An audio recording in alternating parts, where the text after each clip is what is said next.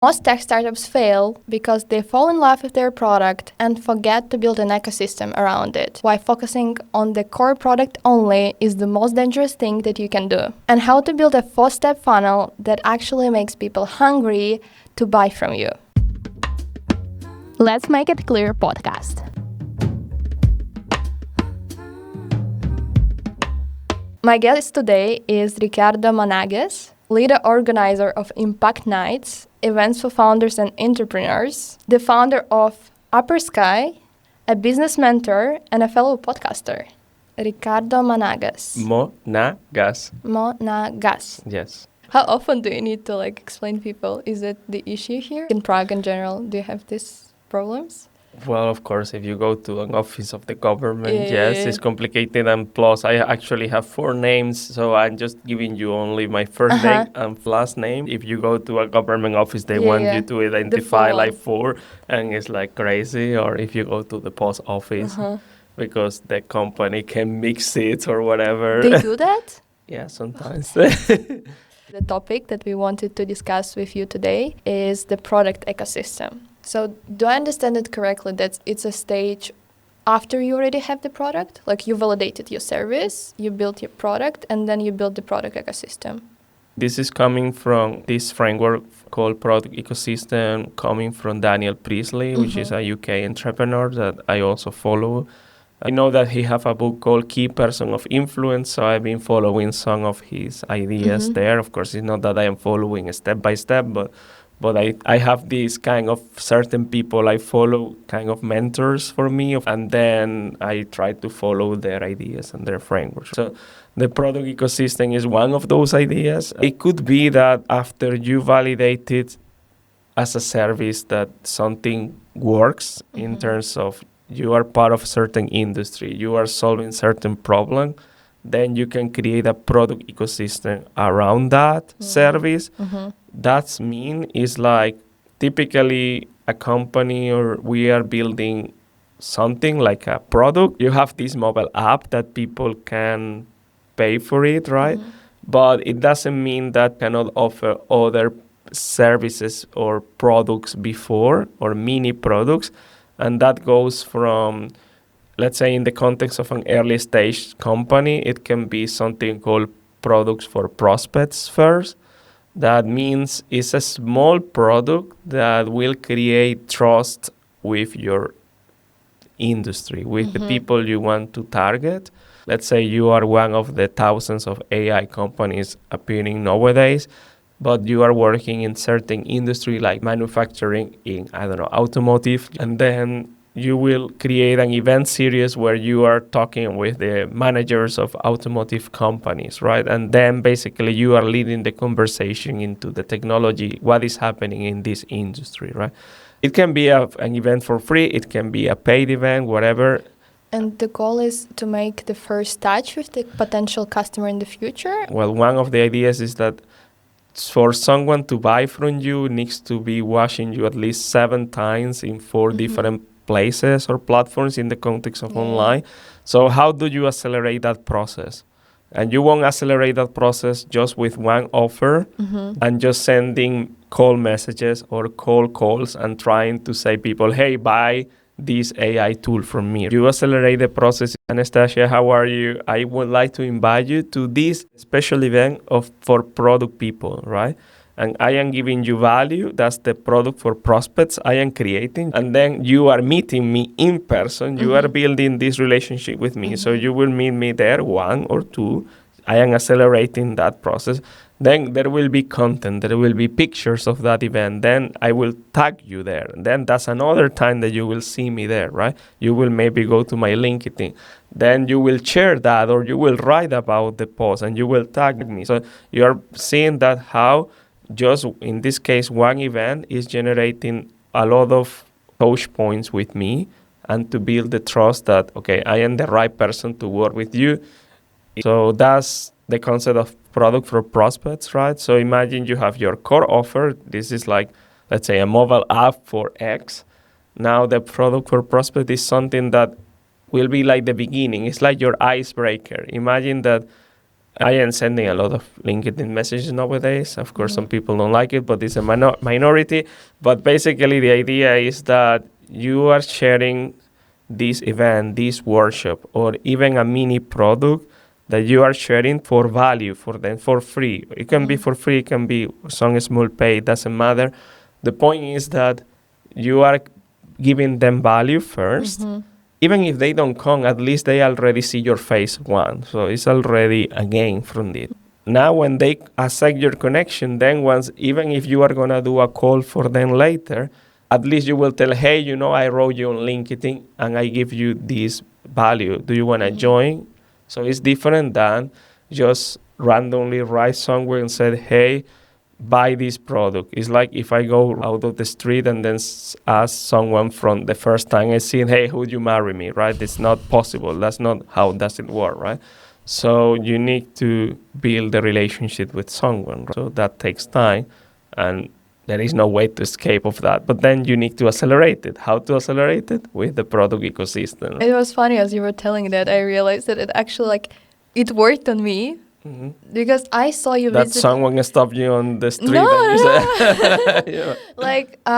I saw you on so many meetups in the area, all the time. We didn't chat directly, I think so. I was like, okay, I saw that face before, and then I saw it again, and then I was like, okay, on some meetups, I'm coming with my friends. I'm like, do you know this guy? Because when you start seeing faces again and again, you're like, okay, this looks familiar, but I never talked to them. And then I believe we connected on LinkedIn, and you replied something about one of the announcements of the podcast. And I was like, I saw that guy. He looks interesting. And that's how I actually invited you to the interview. So your framework worked literally on me. Thanks. So it's not my framework, it's from Daniel Priestley, but I am using it. But of course, it's not that I am following exactly what he's saying, but it's part of how to change your mindset, right? Because before my mindset was, just build something good enough or great and people will buy it, right? I actually had a question because I checked it briefly, the Daniel Priestley framework, and he starts with the gift as the first stage, and then product for prospects is the second one, where you collect some data actually from the customers before you proceed. And for me, the example that I immediately noticed, on social media, these info products, and this is exactly going through the same kind of framework. At first, they offer you just for free, visit some live demo, check it out. No one is asking for anything. They might collect some data like phone number or email, and then they would offer you on this free live demo, at the end of it, some product, which is really affordable. It's not a big investment for me, but if I like the free value, okay, why not? And then you go deeper into the funnel. So how do you see it in reality?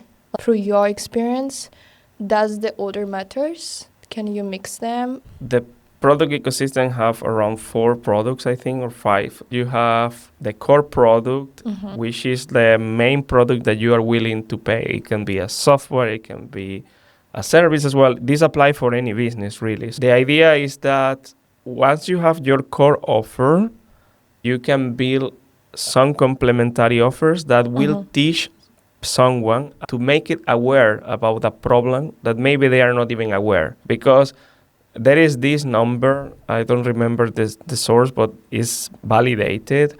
Only 2% of people are ready to buy. So, and if you are just selling to only these 2%, what are your chances that sending cold messages, you will find these 2%? It's really hard, right? If you are selling to product managers, some of them may not be aware that they have a problem. So you need to sell them something like a product for prospect. That's the first layer. So what it would be? That would be like a workshop about, hey, product manager, if you use this framework, let's call this framework jobs to be done, you will be able to validate your assumptions easier. So you're just exposing them to the new concept. Yes, to the new concept. Okay. And then that's your product for prospect. It can be for free or it can be a low ticket. It doesn't matter. You are kind of giving them the value that they can do it by themselves. But then if your core product is to make the jobs to be done interviews for them as a company, then that's the high ticket, that's the core product of the service company. Of course, after the workshop, you will tell them, hey, by the way, you can do this yourself, but if you want someone with experience doing this multiple times, you can hire us and I can do it for you. And that's the level 1, let's say, right? Then if you want to go deeper into the product ecosystem, you can have something like a free gift or a gift that is for attention.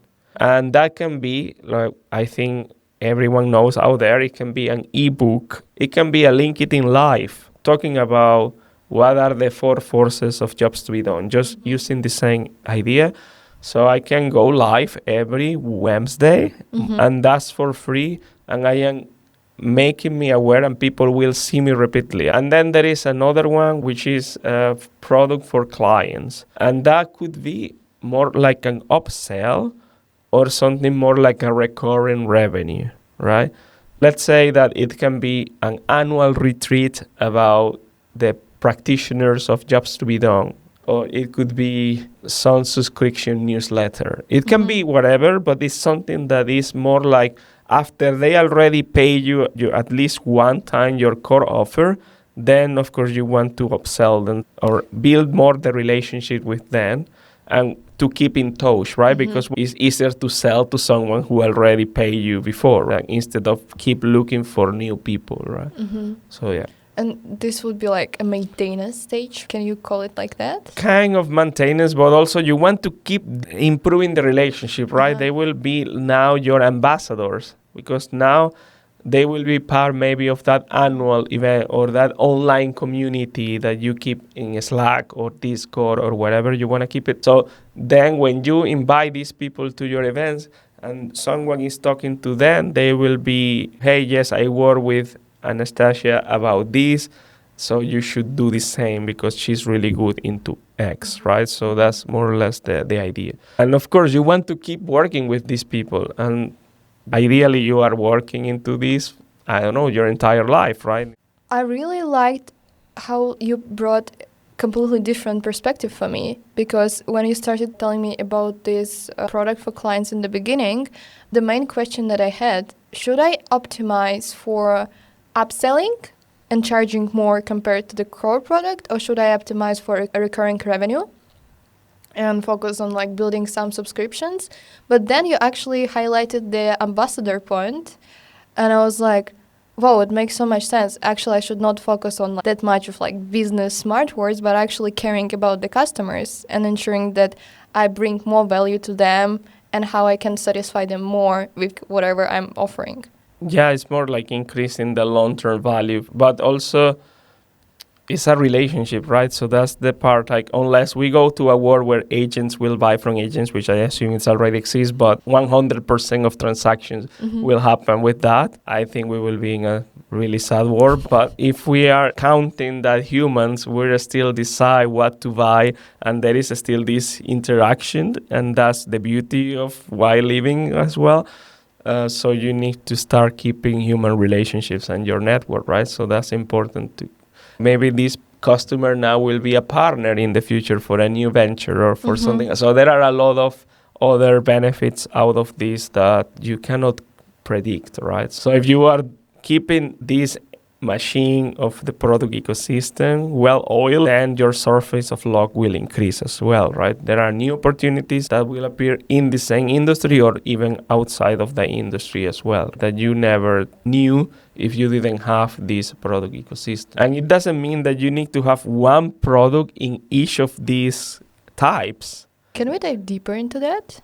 Okay, this is what I see out there a lot. It's like people is doing a podcast there, then a newsletter there, and they are kind of dispersed situations, right? They are just actions, but there is not this big picture mindset. That's one stuff why product ecosystem is this big picture towards how to create these offers or opportunities, because then people is too focused into the numbers, right? Like you start a podcast, when you see that you don't have views after the third one, you quit, right? Yeah, but that's not the goal of the podcast, the number of views. If you have the capacity, of course, and the budget for whatever, if we include more than one product in each of these categories, meaning that A GIF can be a newsletter, right? But that's how some people consume information. It doesn't mean everyone reads a newsletter. I haven't read a newsletter in thousands of years. Some other people consume content of podcasts, right? So if you have the capacity to have a podcast plus a newsletter plus a live, LinkedIn Live, plus TikTok Live, plus, I don't know, that's the compounding. I am talking about only the gift, right, for now. Then let's say product for prospects, right? I am giving this example of a jobs to be done workshops that actually I am running, for example, myself. But it doesn't mean I cannot create another workshop for the same target audience, because the same target audience have other problems, right? So I have the jobs to be done workshop and the product ecosystem workshop. I can have other workshops, or I can have an event, for example, right? So it doesn't mean that for each of these levels, I need to have only one. Even for the core offer, it doesn't mean I need to have only one software. I can take the software and make it in pieces in some way and have multiple software in different offers for different industries, right? You start first with the core offer and the product for prospects. That's level one. Then you add maybe the gift, and then you add the more premium or the product for clients, which is more how to convert someone to be an ambassador. But again, depends on your capacity, budget, so you need to go step by step. Yeah, it's interesting because I'm also catching myself struggling through each stage as you're describing it, because I'm trying to perfect everything. For example, podcast, right? I'm sharing it on Spotify, on YouTube, on Apple Podcast, and then I need to create those touch points and creating those short form videos. And at this stage, my brain is already overheating. People come to different platforms for different reasons, means I need to target each customer segment. Sounds easy, just like take the same format, reformat it, and publish it, let it live there. But in practice, I'm noticing myself trying to control everything. And that's also I noticed as you were sharing the framework and that part about creating contact. And at some point, it might get you back, bring you back some value. But it's not something that you can 100% control, right? Yeah, of course. I am not telling you that you won't do any other action apart from that. I have CRM afterward, thanks to these offers. So if I use myself an example as Uppersky, right? We have these workshops, but I also have the impact nights, right? And the impact nights are related to the industries I want to work with. So and that would be both products for prospects? More or less. They are products for prospects, and then, of course, but people don't see them like that because I am bringing value to them about the topic, about the networking. But then I have this list of attendees. I have even the list of the speakers I am inviting, and I have communication. That if I wrote to these speakers and say, I want to sell you about X, making jobs to be done interviews for them, they will mostly say no. But if I invite them to an event and a speaker, they mostly say yes. I am building that trust. And then once they know about me, then I can pitch them what I want to sell them in the future. Or they can be really good friends, or we will have new opportunities and they will invite me to their kids' parties. It's about building that relationship, understanding their needs, and then I will see if my offers will be valuable for them. So these events and everything, they work as my product for prospects. If I don't have this, I will maybe never will get this person, right? I will never meet them or even say hi, or unless of coincidence of life, right? Yeah. I have two thoughts off topic. What is your CRM system? Do you have some complex setup, or is it something super simple that works? I use a tool called Folk. It's something connected to LinkedIn Sales Navigator as well, and you install a Chrome extension and you can add to Folk, share it into a board that you have. Since I have multiple products and offers, I add the people to the board for the offers or the relationship I want to build with them. And then I try to follow up with them. But this is more tactics. I have like every day different high ticket offer focus. So today, for example, I need to be writing to people about UX audits, which we do. I need to focus into it. So I try to ignore anything else and try to write to people who I before talk or I need to reach out about where I could be helpful doing an UX audit. But it's like it's a strategic move. You do it in advance. You select a group of people, right? And if it's more real life use case where you go an event and you meet a person and you're not an organizer of this event, do you go and manually put it in CRM or what? No, I try when it's possible to understand who is coming to the event before and already make a list before going to the event, because I used to go to events for many years without any preparation. Was really bad for wasting time. Of course, it was nice to take a trip or whatever. It didn't bring me any benefit in terms of business. Now, what I do, if it's possible, is to make a list of the people I will meet there. And then my focus of the event is not go to speaking engagement, or just to hunt down these people. If it's possible, arrange meetings beforehand. So then I don't get distracted with something else. 100%, yeah. I want to circle back to the topic. And when you were describing, can we call it a funnel? Yeah. Looks like. For me, it was so surprising to again observe that business at the end is about the human connection and how much attention do you put in connection with your customers. That's actually what drives the business versus doing everything by the book and following all the frameworks. Of course, I like frameworks because they kind of give you that default state that what you should follow. Yeah, when you have too many stuff in your mind, right, then you can just follow this framework. It's easier to follow.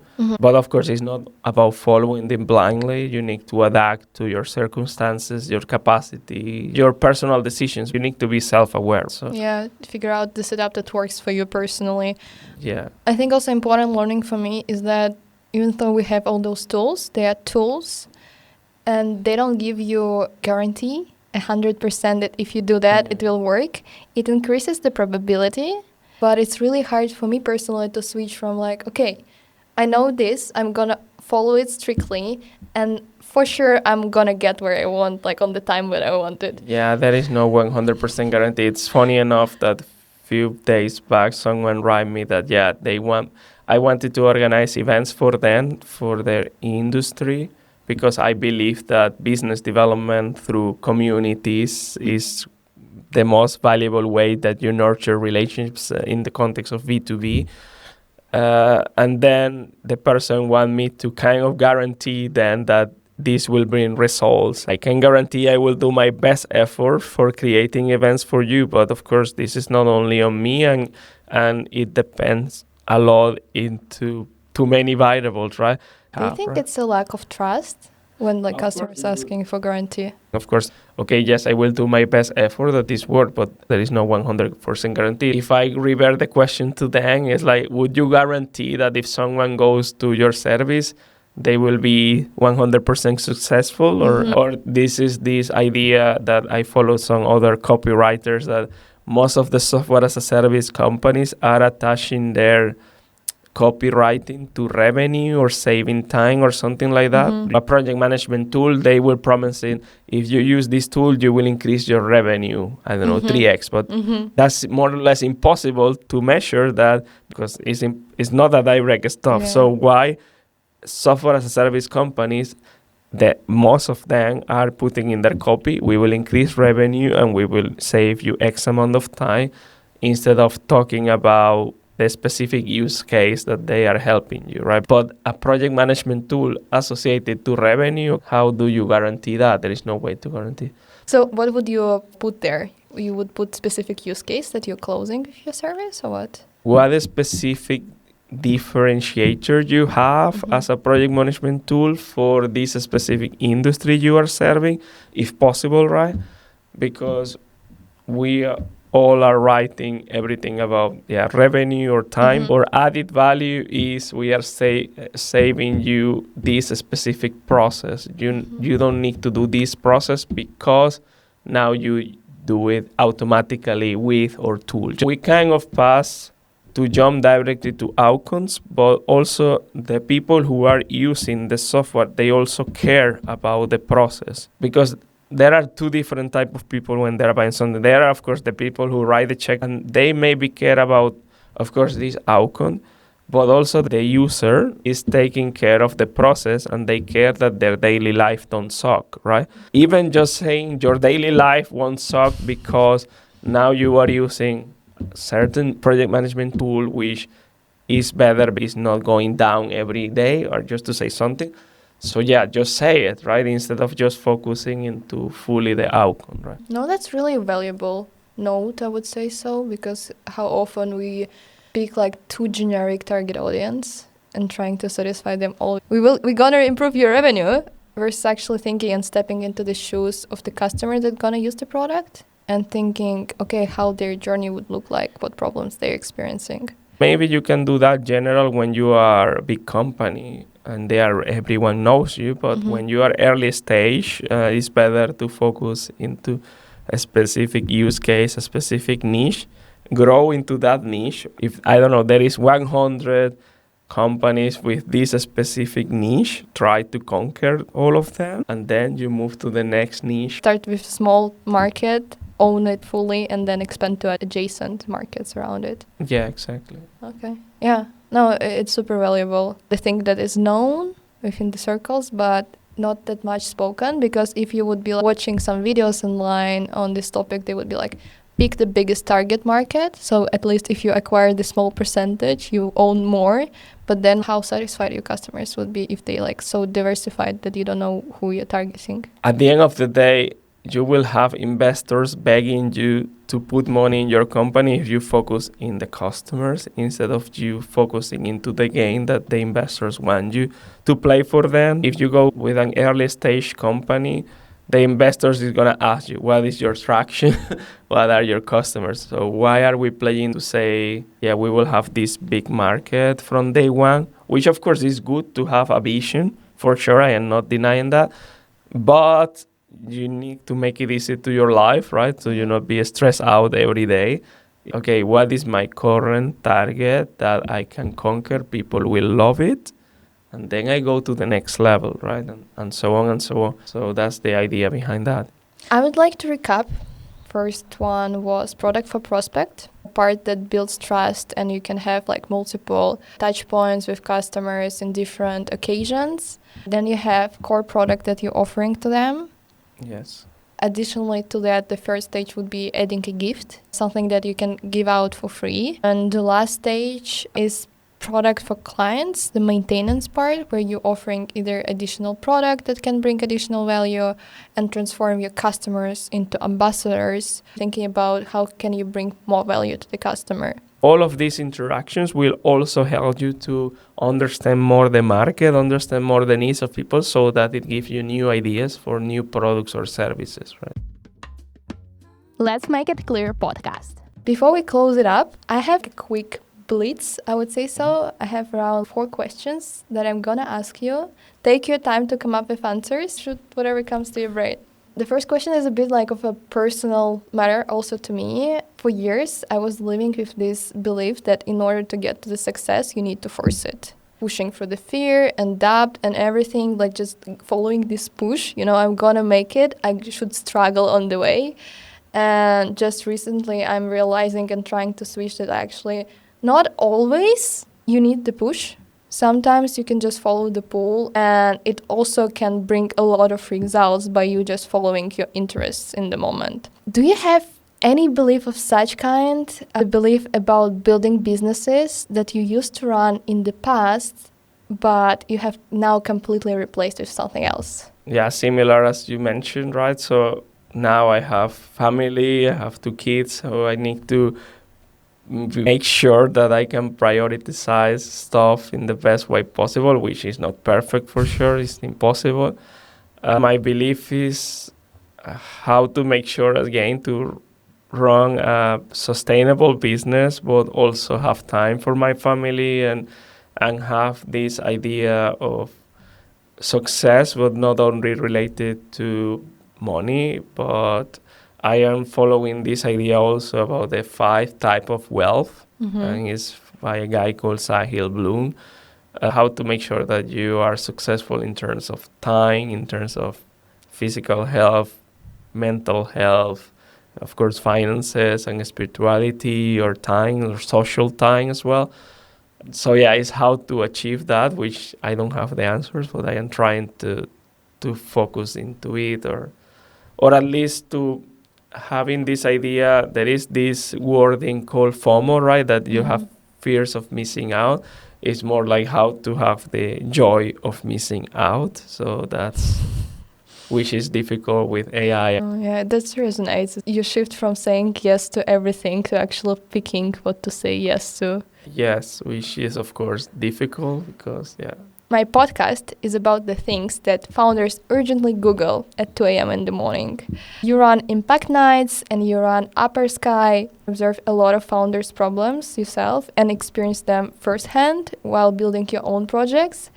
What was the last thing that woke you up in the middle of the night? Well, I think it's related to the topic we mentioned before, is that tension between ambition and being able to have sustainability in your life. And I know that a lot of people hate this work-life balance talk. I think in especially in startups, something people always talk is that, yes, I am working hard now because later I will not, but I don't think that happens because there will be always pressure to deliver something or some new goal. So it's like I am always reflecting, how do you manage that ambition of achieving a big goal, but also still have a good life, that you are not burnt out and you're not stressed out, or that you need to wake up at 2 a.m. stressed out. So how to balance these two worlds, right? It's like a lifelong journey of figuring it out, and I think it's also changes all the time. You just figure one thing at some point, and then there is another thing that you need to figure out. Yeah, or it could be, I would like to prove that it's possible to be successful in terms of business or money, but also being successful in terms of life. How to balance that this is not real, like that you can build companies without being stressed out and burnt out and still be successful. So I would like to also be part of that example, to say, well, this guy was able to make it, but not fully like burnt out or being divorced. No, internally, I'm like, I want to clap to you, honestly. I really enjoy our conversation so far. The first question that I'm going to go with, can you finish a sentence for me? A founder should never be afraid to. A founder should never be afraid to rest. Okay. Oh, that's a good one. Why do you think so? I've been watching a lot of even messages or posts of people being proud that they are working on the metro or that they are proud that they are answering a message at 2 a.m., which I don't think that is what we should be proud of. I think it's better to be proud to say, I am going to the football game with my son at 2 p.m. on Wednesday, right? Why are we building all of this technology, or even all the AI? Actually, I'm making fun. I don't know if I am extending the question, but basically making fun that if you are using code or something like that, and your credits are run out, actually cloud is helping you with your work-life balance, because now you can go and do something else. Yeah, I agree. I think lately we normalized hard work and we completely denormalized rest and life and work balance. And that's something that I want to see more of, both sides of the spectrum, so people are able to choose what fits them versus saying this is the only right way of doing it. Yeah, we keep pushing hours as the success rate instead of the outcome, and that outcome can be done in 5 minutes with AI, maybe. Then just better take a walk 30 minutes and come back. Yeah, I agree. And the last closing question is that I'm collecting something like European Founders Playbook, and I'm recording one of the rules from each guest that they would want to share with other founders who are just starting it out. Ricardo, what is the one rule, mindset, or principle that you want to add to this playbook? I think still valuing this idea of how to integrate life and work together, because I think it's like we are separating it. And also it could be how to find a way to be more flexible in terms of work, because I'm living that in terms of parenting, and even for me as a father, like the entire market is always looking for a full-time employee. And you have a lot of really great talent out there in maternity or paternity leave. Some of them still wants to participate in the market or in the industry, but maybe they are not gonna get a job or opportunities because the market is fixated in these 8 hours, 5 days a week, which of course there is this concept of consultant, freelancers, but I don't think still there is enough opportunities in terms that we are okay to hire someone in maternity leave and be more flexible. Let's Make It Clear podcast. Ricardo, before we wrap it up, where people can find you?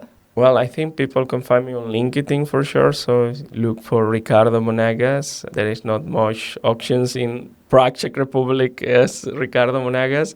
There is the Impact Nights in LinkedIn if people wants to join me, or Uppersky as well. So feel free to decide where to go and find me. Yeah. Thank you, Ricardo, for today's talk. Really enjoyed spending time with you and discussing all of these topics that cross my mind regularly in real life. It was a pleasure. Thank you. Thank you very much for inviting me. Can we shake hands? Yes. Awesome. Thank you.